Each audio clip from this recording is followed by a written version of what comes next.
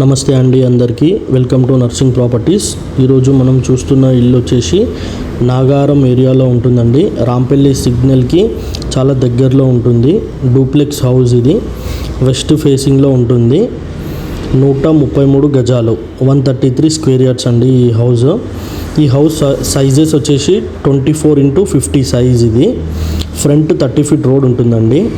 3 BHK house అండి. కింద ground ఫ్లోర్లో 1 BHK ఉంటుంది.